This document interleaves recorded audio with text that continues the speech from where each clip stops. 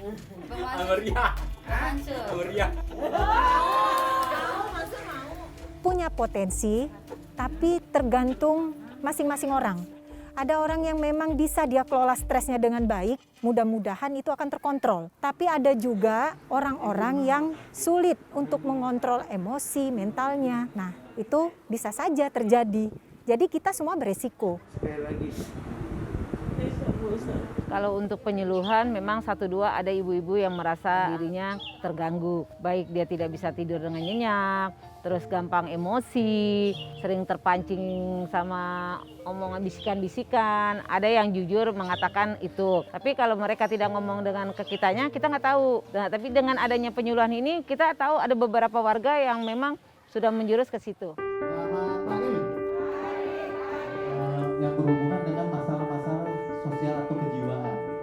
Tapi kalau kejadian itu kita memang diwajibkan ya bisa menangani permasalahan yang ada di masyarakat secepat mungkin, sedekat mungkin dengan sistem jemput bola. Ya kita buka layanan yang ya kalau di bahasa puskesmas saya lihat ketuk pintu layani dengan hati. Kalau ke kematian bisa jadi, karena kan kasus dengan ODGJ ini tidak hanya marah-marah, berhalusinasi, tapi bisa aja dia berkeinginan kuat bunuh diri. Kalau tidak ada dukungan dari siapapun membantu dia, terjadi itu fatal, bisa kematian seperti itu.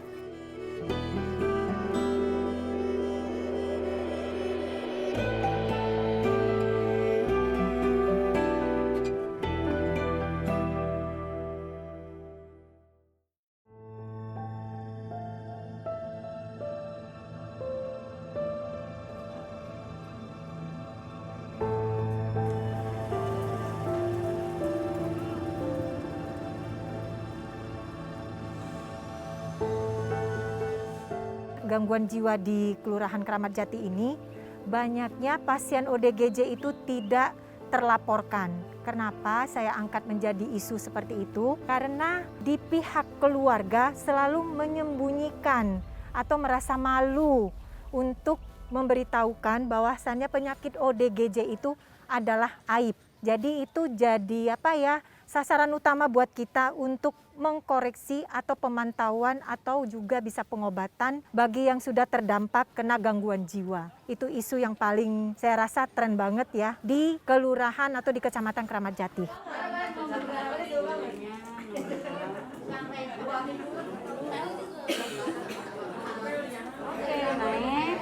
Lurusin tangannya kayak naik motor. Dua-duanya pegang. Dua-duanya kayak naik motor. Terus tangannya gini, tangannya lurus.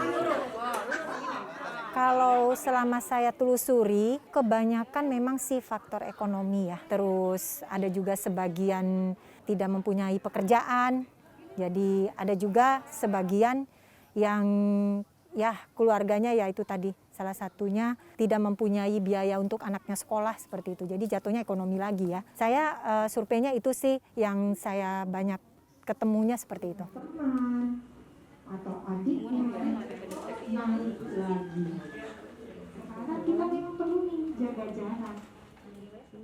Untuk saat ini kalau kepedulian masyarakat, saya perhatikan masih minim ya kepedulian terhadap gangguan jiwa. Tetapi kita akan berusaha supaya masyarakat yang ada di Kecamatan Kramat Jati ini bisa untuk peduli tentang kesehatan jiwa. Banyaknya keluarga-keluarga pasien jiwa ini menolak untuk membawa keluarga gangguan jiwa ke rumah sakit, ke puskesmas. Kalau kita tanya alasannya, bisa menjawab satu karena jauh, bisa juga menjawab karena malu. Salah satu permasalahan yang sangat krusial yang memang saya mau angkat untuk menjadi bahan inovasi saya, terobosan saya terkait kebencanaan adalah salah satunya berbasis psikososial. Ya, jadi apa itu? Saya cetuskan perlu kiranya ya kita bentuk juga posyandu kejiwaan karena saya lihat yang terdampak ini korban ini nggak hanya yang normal gitu. Warga PRW 16-nya juga saya lihat banyak yang jadi korban banjir itu berkebutuhan khusus atau penyakit jiwa. Nah, dasaran itulah akhirnya saya bentuk posyandu kita. Alhamdulillah pas dengan jargonnya. Jadi jargon Kelurahan Cililitan ini adalah Cililitan kita ya. Kompak, ikhlas, terbaik, amanah. Ya, Buka laman webnya. Ya, buka. Nah. Kalau kita tidak action, kita tidak akan. Terus alhamdulillah juga di Cilitan ini ada komunitas yang berbasis kejiwaan.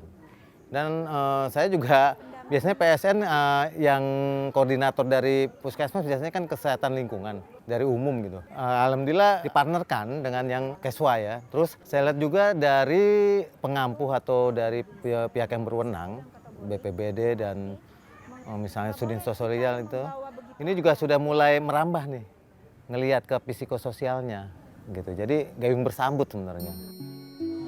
Kalau dia mau ambil itu bagus, kita senang. Dia nggak ambil, saya tidak mau cemas, saya tidak mau pikirin itu, terbiasa, udah nggak ada sakitnya.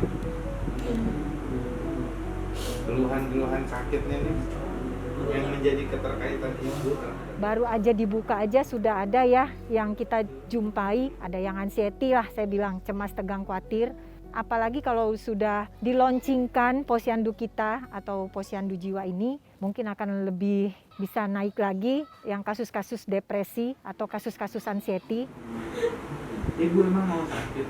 Apa ibu mau sakit?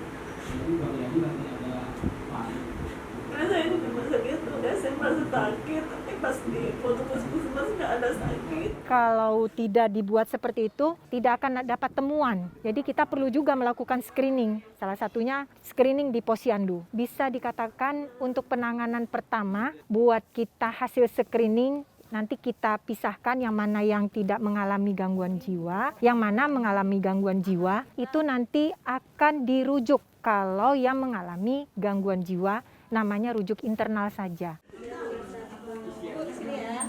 Nah,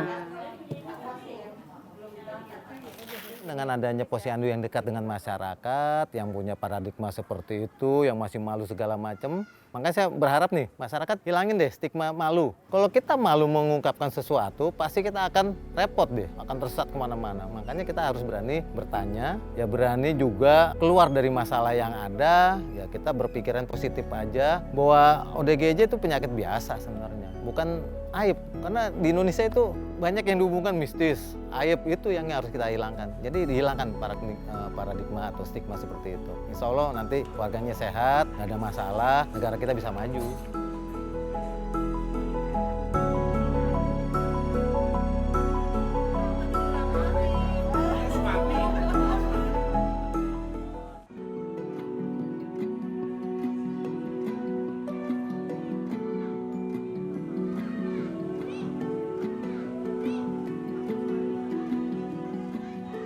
Hari ini kita mau kemana ini, Bu? hari ini kita akan ke RW 16. Ada pasien yang dikunjungi itu kondisinya gimana? Saat ini masih stabil.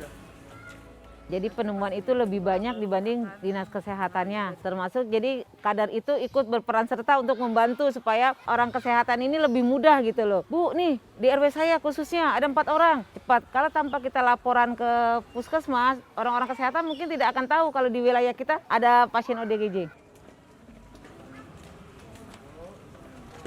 Kalau menurut saya memang sangat penting, karena kita berjalan dengan RT dan RW itu keluarga pasien tidak mempan. Dengan datang Pak Lurah dan Dinas Kesehatan, itu dia langsung terbuka. Tuh, memang sangat dipentingkan dan sangat dibutuhkan kerjasama dengan kesehatan atau dengan Pak Lurah. Ya, jadi pas tanggalnya kontrol, Ibu benar-benar datang ke sana.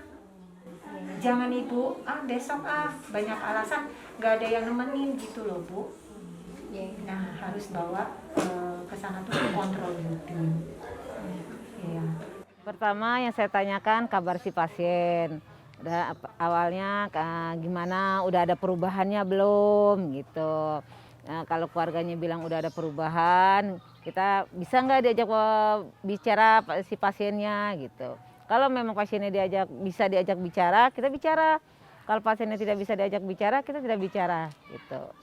Itu yang udah kita lakukan ke rumah-rumah si pasien. Tapi Pak RT-nya janji ya, mandi sehari 2 kali, gosok gigi, sama minum obat ya. Iya. Siap. Iya, bercanda ya.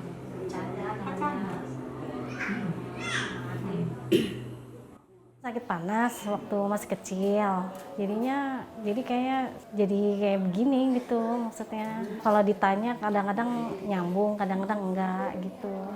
Ya kadang-kadang dia suka nangis sendiri gitu. Karena ini juga obatnya udah mau habis.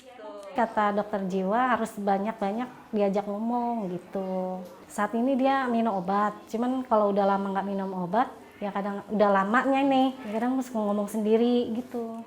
Sekarang kan lagi ada yang batuk ya Bu ya? Iya. Mungkin di rumah bisa pakai masker. Udah. Tidak kontrol lagi kan? Enggak. Nah, saya sarankan tetap kontrol ke puskesmas Cililitan. Karena batuknya sudah lebih dari seminggu ya. Ya perasaannya ya biasa aja udah. Tadinya kan awalnya kan sempat malu, ya sekarang sih maunya gimana ya, namanya anak ya. Ya perasaannya ya biasa aja udah. Pengennya sembuh anak saya gitu, kayak anak yang lain-lainnya gitu. Semua nih.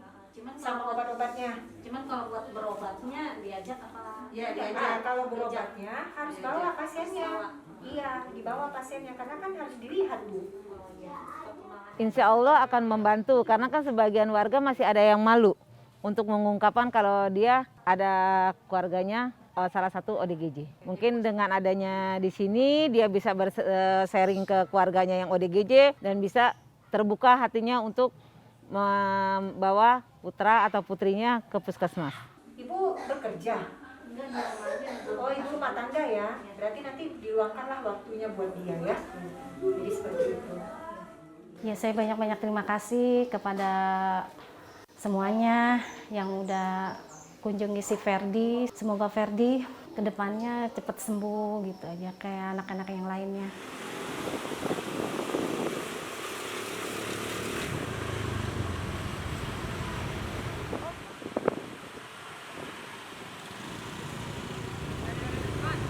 Assalamualaikum PT. Kecamatan. Alhamdulillah. Masuk. Diminum. Enggak dibuang. Enggak. Benar. Minum. Makanya ngeri ini. Ngeri apa? Ngeri apa? Ngeri dosisnya kelebihan. Enggak dong. Mas Mansur itu tidak mendengarkan bisikan-bisikan lagi? Enggak. Alhamdulillah lancar. Lancar, tidak ada bisikan. Sebenarnya pendekatan kita terhadap keluarga pasien. Nah, keluarga pasien juga harus pendekatan dengan si pasien. Dengan adanya pendekatan kita berarti menganggap dia sebagai teman. Nah, itu lebih terbuka dianya gitu. Yang sudah saya jalanin di wilayah saya begitu. Tapi alhamdulillah bisa diajak bicara. Iya, ada perkembangan sudah. Tapi kalau tidurnya nyenyak nggak sekarang? Nyenyak. Kalau jam 9 udah tidur, habis sholat isya tidur kan. Oh, itu Dan bangunnya jam berapa, Bang? Subuh jam setengah 4. Setengah Oke. 4. Setengah Itu 4. melakukan aktivitas apa?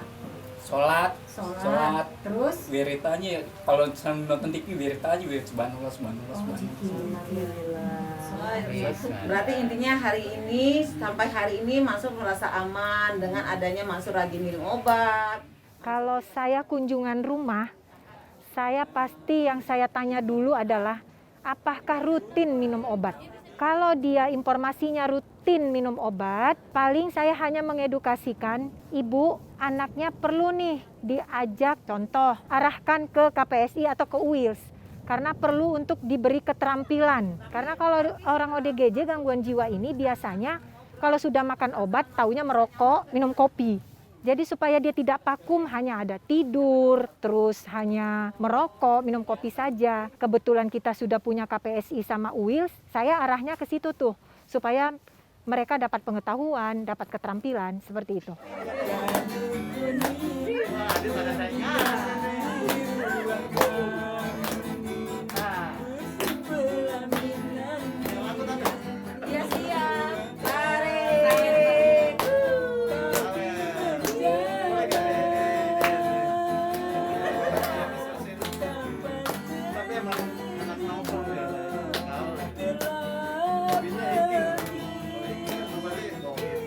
Kalau sama sekali tidak peduli, tidak diobati, resikonya ya pasti si ODGJ ini akan ya tidak bisa beraktivitas seperti orang normal. Bahkan bisa jadi ODGJ ini kalau dibiari sama keluarganya begitu aja, ya sudah, tidak bisa sama sekali bersosialisasi dan bekerja. Itu fatal banget sih menurut saya. Seharusnya di ranahnya orang dengan ODGJ perlu pendampingan, perlu dukungan yang kuat. Jadi supaya tidak berisiko lebih fatal lagi, seperti itu.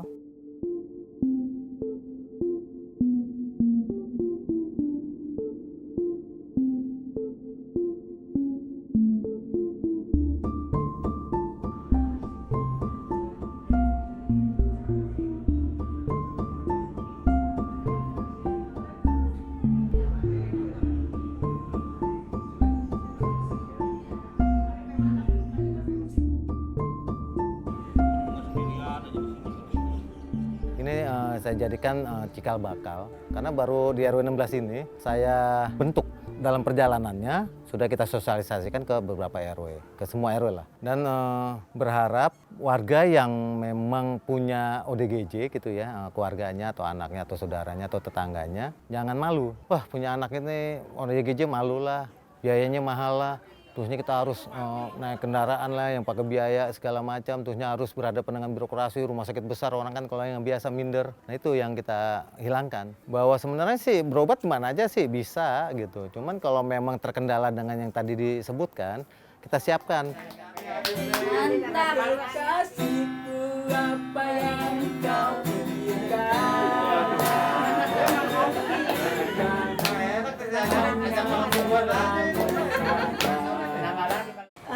Ada Bapak Lurah, namanya Pak Sukaria, dan Pak RW namanya Pak Haryono ya.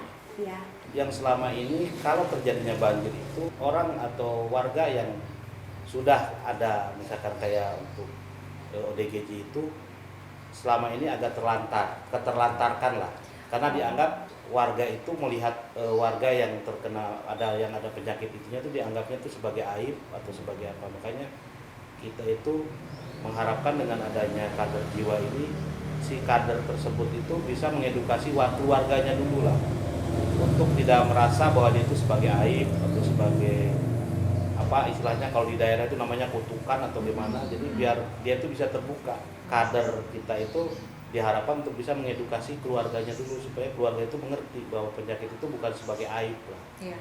Jadi bisa terbuka awalnya, nanti lama-lama mungkin bisa si pasien tersebut bisa kita deketin, apa yang bisa dibantu mungkin kita bantu. Dan kebetulan kan mungkin kita juga sekarang kan udah kerjasama dengan P3S, misalkan dinas sosial.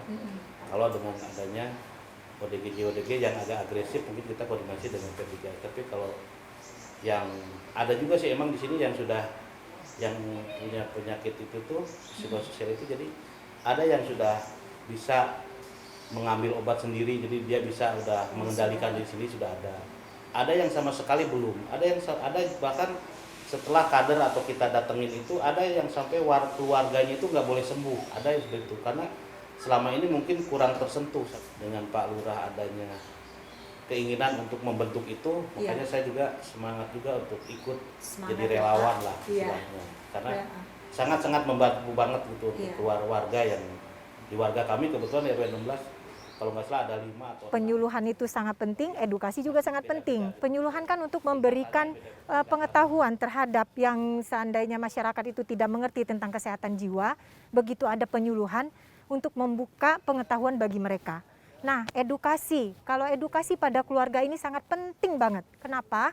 Dengan edukasi itu kita bisa melalui komunikasi. Salah satunya komunikasi kalau bagi kita tenaga kesehatan kan perkenalan, salam terapeutik itu sangat penting banget bagi keluarga pasien dengan gangguan jiwa, keluarganya. Jadi saya rasa dua-duanya sangat penting.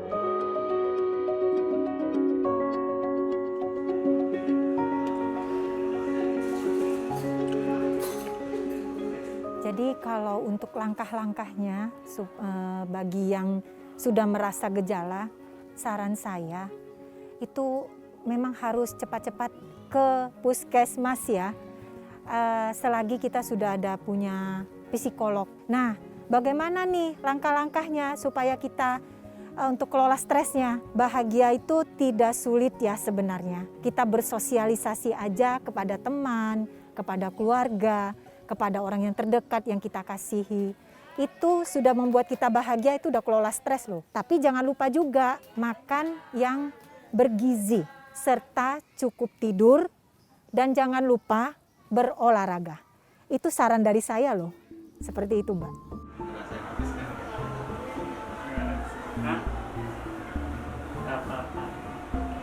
Ada yang dirasain. Malu tadi malu ya. Berarti bingung mulu. Lupa minum obat. Lupaan. Iya. Lupaan apa yang gak enak? Lupa. Kadang gak enak juga ya. Iya, gak enak. Iya. Kan rame kalau sore.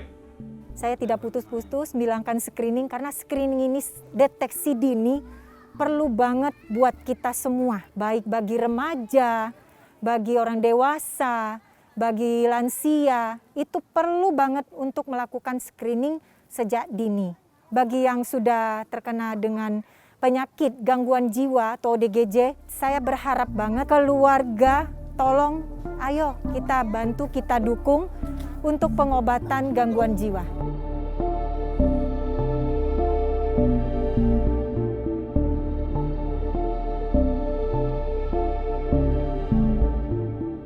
Yang dirasakan saat ini ada mual nggak? Mual enggak? Enggak. Enggak. Ada merasa sesak napas? Enggak. Tidak. Jadi ini nggak boleh putus. Ini 3 ini nggak boleh putus. Tapi minum apa kan? Habis makan ya? Betul. Habis makan ya. Kalau masnya rajin nanti diminum, dokter akan Ya, saya hanya berpesan untuk semua warga saya atau wilayah Celilitan khususnya, jikalau memang ada masalah, jangan malu dan ragu untuk mengungkapkan ke kadernya. Insya Allah kadernya akan membantu untuk melanjutkan ke dinas kesehatan. Di Grogol 1 ya? Tapi sebenarnya nggak tahu makanan ini apa yang kegunaan obat ini nggak tahu. Gitu. Oh, kebenarannya. Kalau pohon-pohonan tahu, pudul, angsana, nama obatnya. Jadi ini kegunaannya untuk menstabilkan, Mas. Bilang apa dong sama dokter jantung? Alhamdulillah. Makasih. Terus sama Pak Lurah bilang apa? Terima kasih. Bisa apa gitu yang mau ditanyain? Gitu. Cari kerjaan. Orang dengan gangguan jiwa bisa distabilkan dan dipulihkan. Jangan patah semangat. Mari sama-sama kita membangun ya tentang kesehatan jiwa ini. Jangan malu, hilangkan stigma, no stigma. Ayo kita sehat jiwa, seperti itu.